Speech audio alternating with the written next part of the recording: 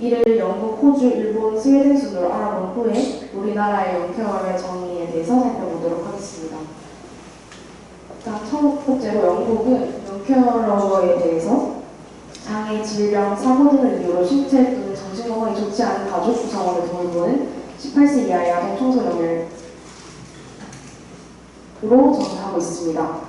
호주는 장애, 고령, 약물 중독, 신체 질환, 정신 질환 등의 이유로 독립적으로 생활하는 데 어려운 가족 구성원이나 지인에게 무급 돌봄을 제공하는 12세에서 25세로 법률상 정의하고 있습니다. 또한 일본은 가족 돌봄 청년을 가족 중 케어가 필요한 사람이 있을 때 어른이 해야 할 케어의 책임을 떠안아 가사나 가족 돌봄, 개호, 감정적인 부분 지원 등을 행하는 18세 미만의 아동으로 정의하고 있습니다. 스웨덴은 앞서 살펴본 영국이나 호주와 달리 가족 돌봄 청년에 대한 법률상 정의가 존재하지 않아 친족으로서의 아동이라는 용어를 사용하고 있습니다. 스웨덴의 최근 연구들은 아동의 기준인 18세를 기준으로 가족 내 돌봄을 제공하는 미성년자를 가족 돌봄 청년으로 정의하고 있으며 이는 본인이 선택하지 않았음에도 돌봄이 필요한 가족 구성원과 함께 살아가야 하는 환경에 노출된 피해자라는 관점이 반영된 것입니다.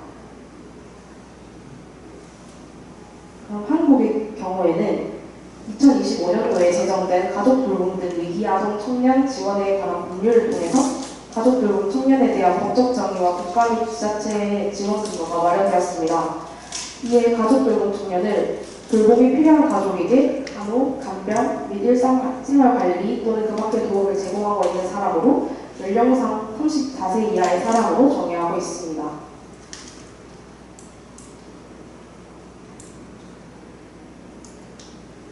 다음으로 연구 배경 및 목적입니다. 가족 돌봄은 질병, 장애 등으로 돌봄이 필요한 가족 구성원을 지원하는 것으로 가사 노동과 간병을 담당하는 전업주 모아 성인을 가족 돌봄을 주체로 보는 것이 일반적입니다. 이러한 인식 속에서 영케어러는 좁은 가정에서 고령의 부모를 돌보거나 장애 혹은 질환을 겪는 부모에 대해서 돌봄을 담당하는 사회에서 필요한 역할을 수행함에도 돌봄 제공자로 간주되는 경우가 드물어서 존재가 잘 드러나지 않고 가시화되기 어렵다는 의미에서 숨겨진 집단이라고도 불리고 있습니다. 우리나라는 2022년 보건복지부에서 영케어러를 가족 돌봄 청년이라는 단어로 규정하고 그의 가족 돌봄 청년 실태조사가 정부 차원에서 최초로 진행되었습니다. 처럼 영케어러라는 용어가 도입된 2018년 이후 영케어러에 관한 연구들이 지속적으로 증가해 오긴 했지만 영케어러에 대한 관심이 최근에서야 시작되었기 때문에 지원 사업에 관한 정보가 부족하고 구체적인 맞춤형 복지 서비스의 부재로 영케어러에 대한 많은 관심과 연구 그리고 제도가 마련되어야 하는 실정입니다. 연구를 통해서 영케어러에 대한 체계적 문헌 고찰을 통해 각 문헌의 특징과 결과를 정리하여 영케어러에 대한 체계적 근거를 제시하고자 합니다. 그리고 이를 통해 국내 영케어러 연구의 이론적 토대를 강화하고 향후 실질적인 지원 정책 및 체계 구축에 기여하고자 합니다. 저희는 영케어러와 관련된 국내 연구 문헌을 분석하기 위해 피스, 이어티클, 미스 총 3개의 데이터베이스를 활용해서 2025년 12월 31일까지 등록된 모든 국내 학술지 논문을 분석 대상으로 하였습니다.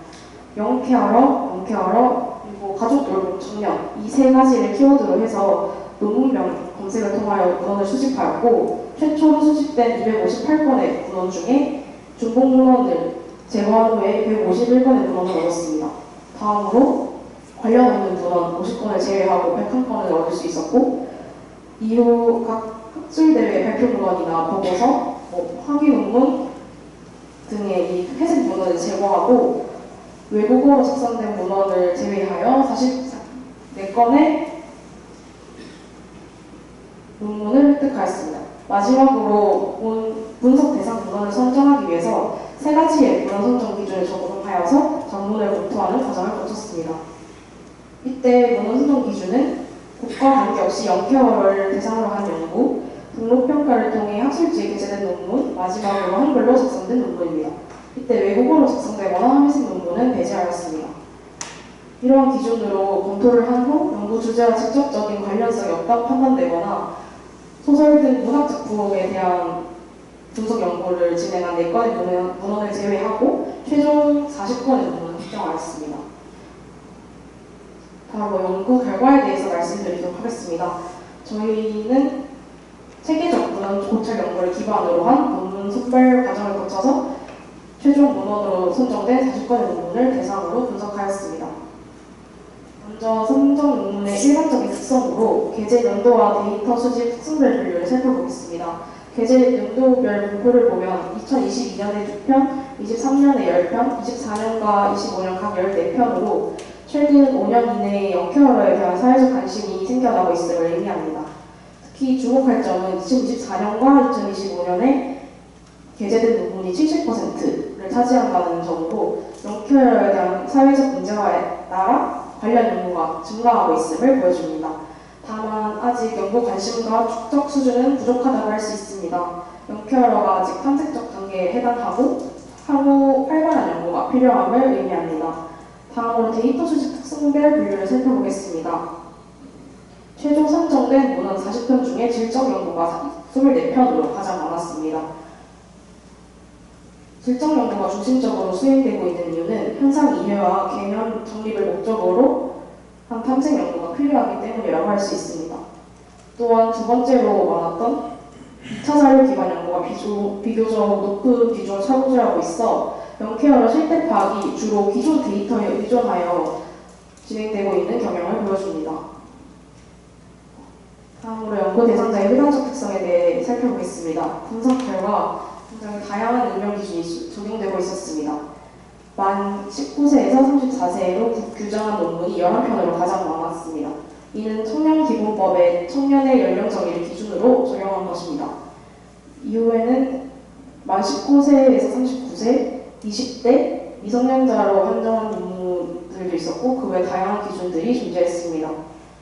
최근 2025년 3월 25일 제정된 가족 돌봄 등 위기아동 청년 지원에 관한 법률에서는 가족 돌봄 아동 청년의 연령을 34세 이하의 사람으로 정의합니다. 저희가 분석한 선정 논문들은 22년에서 25년까지 수행된 조사 자료를 포함하고 있어 법률에 따른 공식 연령 기준이 제도화되기 이전에 연구 환경을 반영하고 있고 이 다양성은 연구 목적에 따른 연구자의 표본 설정 방식의 차이를 반영하고 있습니다. 다음으로 돌봄 수혜자에 대해 살펴보겠습니다. 연구 대상 논문 중 돌봄 수혜자를 명시한 22편의 논문을 분석한 결과 영케어러가 돌봐주는 대상이 부모로만 한정되지는 않은 걸 확인할 수 있었습니다. 이를 통해서 영케어러가 부모뿐만 아니라 조부모, 형제, 자매, 친척까지 다양한 가족 구성원을 돌본다는 것을 알 수 있었습니다. 즉, 영케어러 돌봄과 대상이 매우 복합적임을 의미하고 있습니다.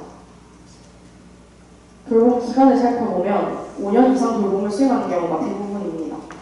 영케어러의 가족 돌봄이 아주 장기적이고 지속적임을 알 수 있습니다.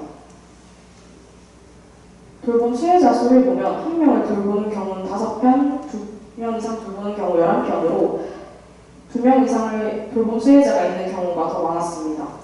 돌봄 부담의 증가를 의미하고 더 강화된 지원의 필요성을 시사하고 있습니다. 돌봄 수혜자의 질환을 보면 돌봄 대상자들이 대부분 2가지 이상의 중복 질환을 가지고 있습니다. 병원비 증가와 더불어 영케어러의 돌봄 부담을 크게 상승시키는 요인이 됩니다. 다음으로 연구 대상의 취업 여부를 살펴보면 취업 상태가 15편, 미취업 상태 12편, 휴직 상태 4편으로 취업 상태인 경우가 가장 많았습니다. 영케어러들의 돌봄과 일이 병행하고 있음을 의미합니다. 또한 휴직을 선택한 경우들도 있는데 이는 돌봄 부담으로 인해서 일을 그만두는 선택을 하기도 한다는 것을 보여줍니다. 학적 상태는 다음과 같습니다. 돌봄과 학업을 병행하는 영케어러가 상당히 많고 특히 재학 중인 영케어러들의 학업 지속이 필요함을 드러내고 있습니다. 이제 영케어러가 돌봄을 하게 되는 원인과 배경을 살펴보도록 하겠습니다. 분석 결과로 영케어러로서 가족 돌봄을 하게 되는 배경은 이렇게 구분되고 있습니다. 가장 중요한 발견은 대부분 자발적이지 않고 비자발적인 돌봄을 하고 있다는 점입니다. 대부분 영케어러는 본인의 의지와 상관없이 주어진 상황 속에서 돌봄 책임을 떠안게 됩니다. 이는 영케어러가 가족 돌봄에 있어서 선택의 자유가 제한된 상황에 있음을 보여줍니다. 영케어러가 겪는 어려움과 문제점을 구체적으로 살펴보겠습니다. 분석 결과 영케어러는 다음과 같은 다양한 어려움을 경험하고 있습니다. 주목할 점은 정신건강, 정서적 어려움이 가장 많은 논문에서 지적되었다는 것입니다. 이는 영케어의 심리 정서 상태가 매우 취약함을 의미합니다. 또한 돌봄으로 인한 부담감, 학업, 취업 병행 등의 어려움 등 복합적인 문제점이 존재하고 있었습니다.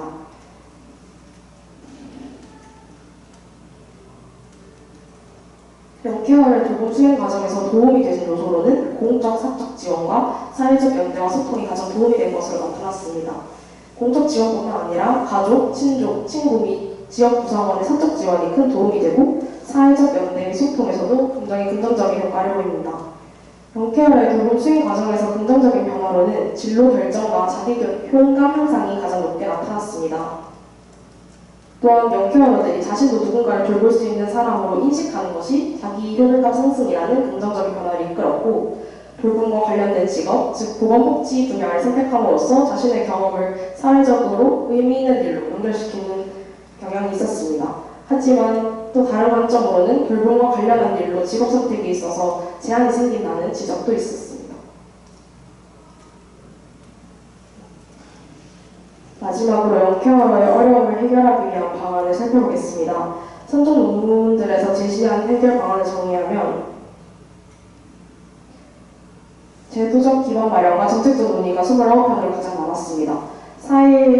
사회와 국가의 공식적 책임으로 전환하는 돌봄의 사회화가 필요하고 돌봄 시설의 확충뿐만 아니라 이를 넘어서 가족 돌봄을 원하는 경우에도 필요한 조건과 환경을 국가가 지원하는 체계가 마련되어야 함을 제시하기도 했습니다. 다음으로 많이 제시된 부분은 정서적 지원입니다. 영케어러의 어려움에서 정신건강 및 정서적 어려움이 높게 나타나는 결과를 바탕으로 정서적 지원이 이루어져야 하고 돌봄을 긍정적으로 인식할 수 있도록 관리해줘야 합니다. 영케어러에 대한 이해와 관심 제고에 따라 영케어러의 숨겨진 특성을 주목할 필요성과 실천 현장의 학교의 관심 제고를 위해 다양한 방안 모색이 언급되었습니다. 학업과 취업에 있어서도 학업 시기에 있는 특성을 고려하여서 영케어를 최선으로 이루어져야 하며 가족 돌봄으로 인한 사회적 공백기를 경력으로 인정하여 취업 시 가산점을 부여하는 방식 등이 제시되었습니다. 다양한 논문들을 종합하면 영케어러에 대한 대책은 개별적이 아닌 통합적이고 체계적인 접근을 요구하고 있음을 알 수 있습니다. 끝으로 연구 결론 부분으로 넘어가겠습니다. 체계적 공론고찰 연구를 통해 국내 영케어러 연구의 전반적인 동향과 연구 특성, 대상자 특성과 원인, 문제점 및 어려움, 해결 방안 등을 저희 종합적으로 분석하였습니다. 앞의 연구 내용 바탕으로 연구를 말씀드리겠습니다. 첫째로 실태조사 및 양적조사의 활성화 및 대상자 특성별 세분화 분석이 필요합니다. 현재 대부분의 연구는 연구 대상자 인터뷰 등 질적 조사를 통해 영케어러가 겪는 어려움과 특성을 파악하고 있습니다. 하지만 표본 규모의 한계로 인해 연구 결과의 일반화에 제약이 존재하고 이를 위해서는 양적 조사의 활성화가 필요합니다. 또한 다양한 상황에 놓인 영케어러들을 고려하여 영케어러 집단 내에서도 특성별 유길성과 돌봄 환경의 다양성을 고려한 연구가 이루어질 수 있도록 해야 합니다. 두 번째로 복합적 욕구 특성 및 생애 주기를 고려한 맞춤형 통합 지원 서비스를 개발해야 합니다. 청년기는 자아정체감 확립, 경제성 확립, 대인관계 형성, 직업선택 및 결혼가족 형성을 준비한 시기입니다. 그러나 영케어러는 이 시기에 돌봄과 학업 및 취업 병행, 경제적인 어려움, 돌봄 부담과 정신적 고통을 경험하며 일과에서 돌봄이 우선순위가 되어 청년으로서의 다른 과업들이 뒤로 밀려나게 됩니다. 이런 점을 고려하여 영케어러들의 특성을 반영한 통합지원 서비스를 구축해야 합니다. 세 번째로 공적 사적 지원의 연계를 기반으로 한 지역사회 중심 통합돌봄 체계 구축이 필요합니다. 조사를 통해서 영케어러의 돌봄 수행 과정에서 공적 사적 지원과 사회적 연대 및 돌봄 부담 사회적 연대가 돌봄 부담 완화에 중요한 요인으로 작용함을 확인하였습니다.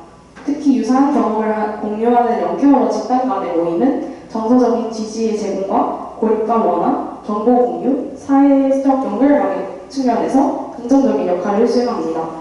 따라서 향후 지원 및 서비스 제공은 지역사회 기반 통합적 돌봄 체계 안에서 이루어져야 합니다. 2025년에 제정된 영케어러에 관한 법률 제정은 굉장히 긍정적이라고 볼 수 있습니다. 하지만 법률 제공 재정에서 그치는 것이 아니라 그들의 실질적인 삶의 변화에 가져오는 지원이 필요하다고 생각합니다.